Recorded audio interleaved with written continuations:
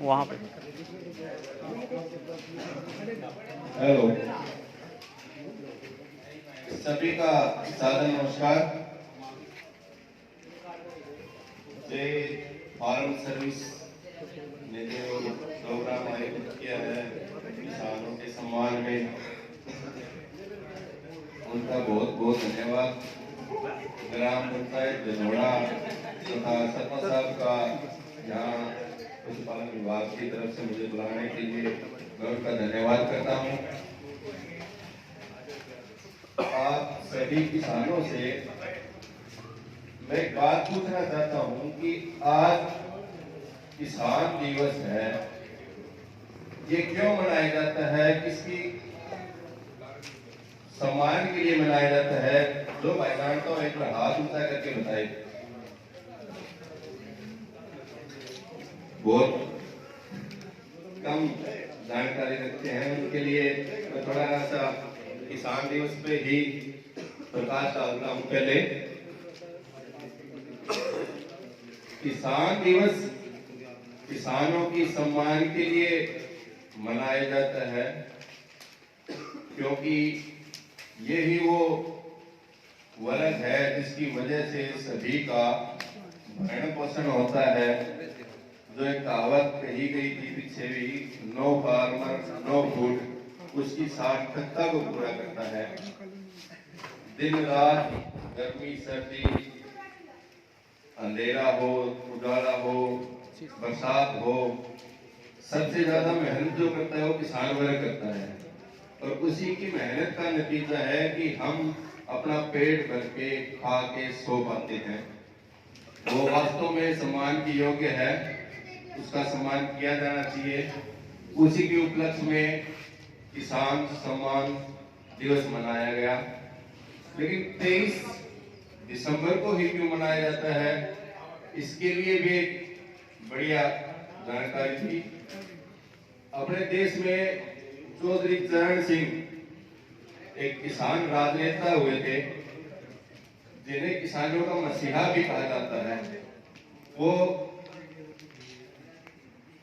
1 साल से कम समय के लिए प्रधानमंत्री पद पे रहे। उन्होंने किसानों की रक्षा के लिए, उनकी देखभाल के लिए, उनके सम्मान में बहुत बहुत ज्यादा बढ़िया काम किए। उनका जन्म 23 दिसंबर को हुआ था, जिनके सम्मान के लिए इस 23 दिसंबर को किसान सम्मान दिवस के रूप में मनाया जाने लगा। 2001 से किसानों को ये दिन समर्पित किया गया और हर साल इसी दिन किसानों का सम्मान करने के लिए ये स्पेशल दिन घोषित किया गया। ये तो किसान सम्मान दिवस की जानकारी थी। मैं मेरा परिचय दे देता हूँ। मैं संजय कुमार, वीएलडीए राष्ट्रीय पशु चिकित्सालय मोड़ा से पशुपालन विभाग की तरफ से आपका स्वागत करता हूँ।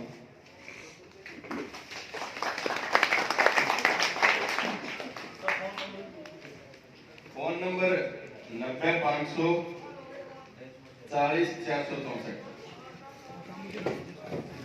मैं बेसिकली 90 पूरा 540 464। सभी किसान भाइयों से मेरा अनुरोध है कि ये नंबर 10 लाख का जरूर लिख लें, क्योंकि आपको पशुपालक हैं तो जरूर आपको परेशानी होती होगी। तो ये नंबर से संपर्क करेंगे तो आपका सर जरूर सुझाव देंगे और दवा भी बताएंगे। धन्यवाद। मैं बेसिकली हिसार से हूँ। जन्म मेरा जिला हिसार में हुआ और अब मैं जिला सिरसा से आ रहा हूँ, जहाँ मेरी ड्यूटी थी पहले। अभी मोड़ा में लगभग 7-8 महीने हुए मुझे अपॉइंट हुए। तो मैं अपने पशुपालन विभाग के बारे में कुछ जानकारी देना चाहूँगा। किसानों के लिए जो सरकार के द्वारा, विभाग के द्वारा लाभदायक स्कीमें चलाई जा रही है, उनके बारे में जानकारी दे दूंगा। और इसके बाद भी कोई पशुओं के बारे में आपको पूछना हो, किसी भी तरह की कोई जानकारी लेनी हो तो आप मुझसे ले सकते हैं। हमारे पशुपालन विभाग की तरफ से जो स्कीमें चलाई जा रही है किसानों के लिए, उसके बारे में सबसे पहले तो कृत्रिम गर्भाधान के लिए स्कीम चलाई जा रही है, जो रूटीन का काम है। जिसमें सरकार पशुओं की नस्ल सुधारने के लिए गर्भ वाले बीज के टीके सरकारी संस्थाओं में उपलब्ध करवाती है, जो कि बहुत कम कीमत पर पशुपालन के पशुओं के लिए अवेलेबल होता है। एक किसान अपने पशु से 24 घंटे माथा मारता है, हरा सूखी सब कुछ करता है, लेकिन उसकी नस्ल यदि अच्छी नहीं हुई तो उसको आगे उस पशु से कोई प्रॉफिट नहीं होना। सबसे पहले आप ये कहते हैं खानदान अच्छा होना चाहिए ताकि वो आगे जाके फायदा दे सके। तो उसके लिए सरकार ने कृत्रिम गर्भाधान के टीके उपलब्ध करवाए हुए हैं। कोशिश करो कि अपने पशुओं को अच्छी नस्ल सुधार के लिए अच्छे टीके लगाओ। दूसरा है वैक्सीनेशन। वैक्सीनेशन सरकार की तरफ से 2-3 मुख्य बीमारियों के लिए वैक्सीनेशन टीकाकरण अभियान चलाया जाता है पूरे वर्ष भर में। जैसे गलघोटू की बीमारी, मुंह खुर की बीमारी, एक पीछे से गायों में एक बीमारी चली थी जिसमें पूरे शरीर पर फोड़े से होने लगते थे। उसमें 2 वर्ष का बहुत नुकसान भी हुआ था पूरे हरियाणा में और पूरे देश में। उसके बचाव के लिए टीके हैं, भेड़ बकरियों के लिए भी है और शुगर के लिए भी कोई लगता हो तो उसके लिए भी चलाए गए हैं, जो लगभग समय पर पशुपालन विभाग की टीम द्वारा करवाए जाते हैं। ये मुंह खुर और गलघोटू बीमारी के बारे में बताना चाहता हूँ कि ऐसी बीमारी है यदि एक बार आ जाए तो पशु को बहुत ज्यादा नुकसान करती है, पशुपालन का भी आर्थिक नुकसान होता है और पूरे गांव में फैलने का डर होता है। इससे पूरा गांव भी उसकी पशु की बीमारी की चपेट में आकर आर्थिक नुकसान करवाते हैं। इसलिए इसको बचाव के लिए टीकाकरण अभियान चलाते रहते हैं। इसके बाद है किसानों के लिए रोजगार उपलब्ध करवाने की स्कीमें। उनकी आय कैसे बढ़े, वो रोजगार कैसे प्राप्त करे, इसके लिए भी सरकार ने कुछ स्कीमें चलाई हुई हैं, जिसके अंतर्गत आप मिनी डेयरी स्कीम में ऑनलाइन फॉर्म अप्लाई कर सकते हो CSC सेंटर पोर्टल पर जाके, जिसमें जनरल कास्ट या BC जाति के लिए 25% सब्सिडी और SC कास्ट के लिए उनके पशुपालकों के लिए 50% से 90% तक की सब्सिडी पर लोन उपलब्ध रहता है। वो आप गाय भैंसों के लिए भी ले सकते हो और भेड़ बकरियों के लिए लिया जा सकता है। इसके अलावा बैकयार्ड पोल्ट्री चूजे उपलब्ध करवाती है सरकार। 50 चूजों का एक बैच देती है जो बड़ी होता है, उसके लिए भी ऑनलाइन अप्लाई किया जा सकता है। ये आप बैंक में अप्लाई करोगे, बैंक से सैंक्शन हो जाएगा, उसके बाद पशुपालन विभाग का काम शुरू होता है तो आप इसका लाभ उठा सकते हैं। उसके बाद एक देसी नस्ल के लिए और मुर्रा भैंस, उसके प्रोत्साहन के लिए सरकार दूध प्रतियोगिता करवाती है और उसके अच्छे प्रदर्शन पर इनाम पशुपालकों को देती है। उसमें मुख्य रूप से जो हमारे पास यहाँ होती है, हरियाणा गाय हो या किसी के पास साहिवाल नस्ल की गाय हो, उनके लिए मिल्क रिकॉर्डिंग प्रतियोगिता होती है, जिसमें हरियाणा गाय के लिए 8 से 10 किलो दूध देने वाली, यानी एक दिन में सुबह शाम का अंदाजा लगाते तो एक दिन में यदि गाय 8 से 10 किलो दूध देती है तो उसको 10,000 रुपए इनाम है। 10 से 12 किलो देती है तो 15,000 रुपए इनाम है। इससे ऊपर कोई हरियाणा नस्ल की गाय देती है तो 20,000 तक इनाम देते हैं। इसी तरह साहिवाल गाय के लिए भी है, जो स्टार्टिंग रेंज 10 किलो से 12 किलो दूध के है, 10,000 रुपए इनाम। और मुर्रा भैंस यदि कोई रखता हो, अच्छी नस्ल की भैंस हो, उसका दूध हो 18 किलो से 22 किलो एक दिन का, उसको 15,000 रुपए तक का इनाम मिलता है। 15,000, 20,000, 30,000 तक का। यदि 25 किलो से ऊपर दूध देती हो तो 30,000 तक का भी इनाम देती है सरकार। इसके लिए भी ऑनलाइन पोर्टल पर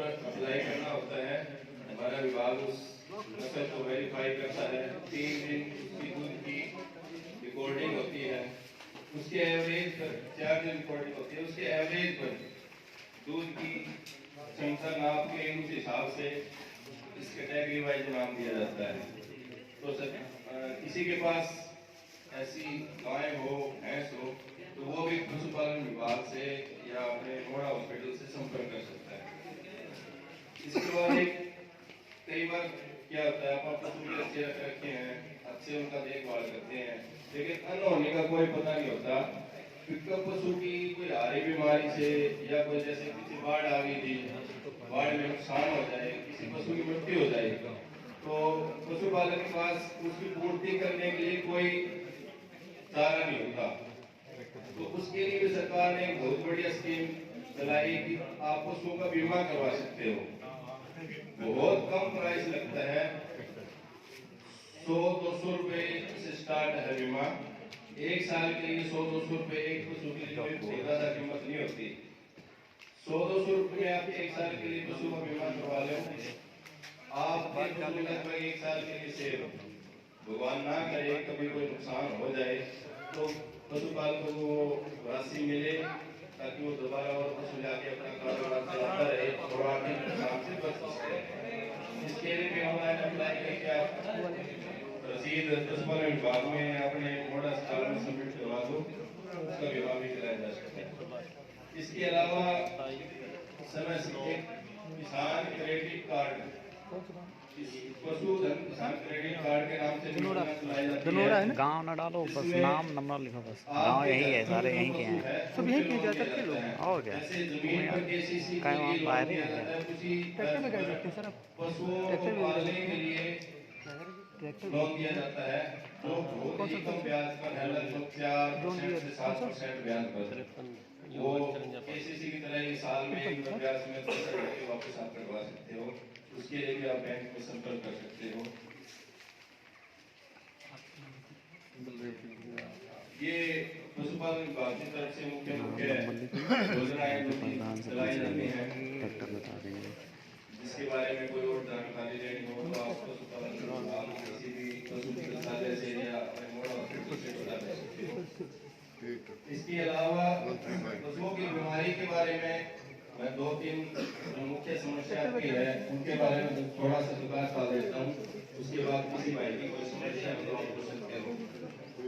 सबसे पहले है पशुओं का बार बार फूटना, यानी गर्भ धारण न करना। ये समस्या पशुपालक को फेस करनी पड़ती है। उसमें कई रीजन होते हैं।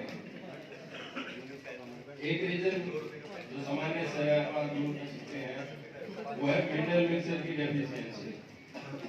जैसे आप फसलों में नाइट्रोजन डालते हैं, फास्फोरस डालते हैं, जिंक है, कॉपर वगैरह डालते हैं, फसलों में कमी होती है।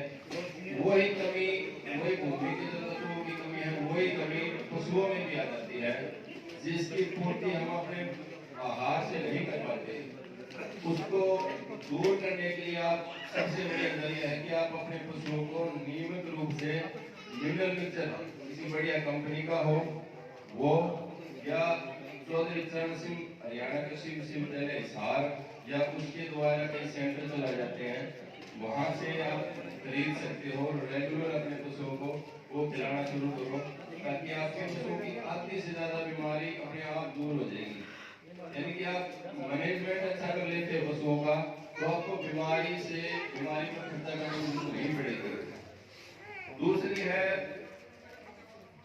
हार्मोन की दिक्कत हो सकती है, जिसमें पशु अच्छे ढंग से बोल ना पाता हो, या बीच बीच में जैसे बार बार कोई 5-10 दिन में, कोई 15 दिन में ऐसे बीच में आता रहता है। उसके लिए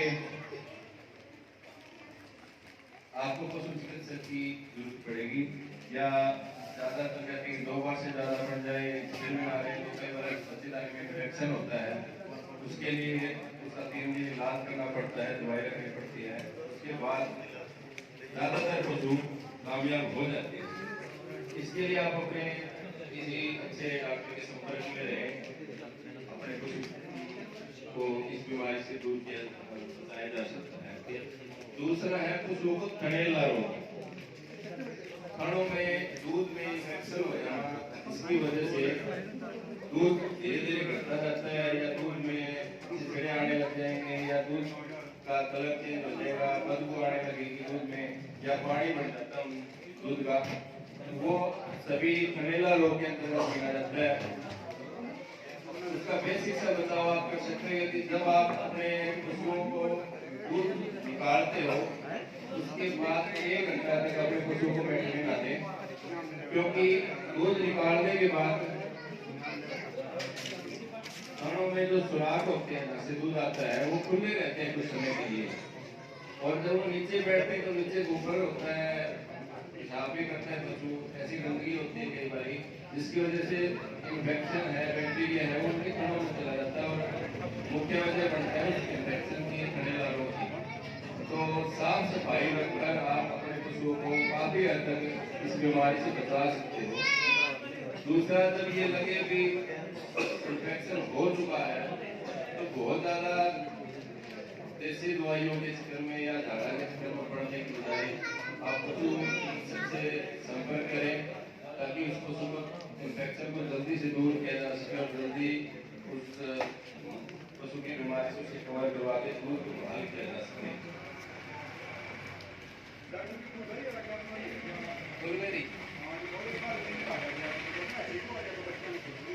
फुलवेरी का मतलब जो सफेद वो ज्यादातर अपने ऊपर की टमाटर वगैरह की वो आप उसके लिए बढ़िया बचा भी है। आप जो शुरू में मैंने बताया था मिनरल से खुआओ, वो रूटीन में बातें होती है, बीमारी भी नहीं आएगी, क्योंकि जो कमी अपने भूमि में होगी, खेत में होगी, वही चारे में आएगी, वही कमी पशुओं में आएगी। जिसको ये दिक्कत लगेगा कि उसके लिए की स्पेशल दवाइयाँ आती है, वो आप रूटीन में देते रहो, आपका धीरे धीरे करके बिल्कुल ठीक हो जाएगा। दूसरा, छोटे बच्चों के लिए थोड़ा सा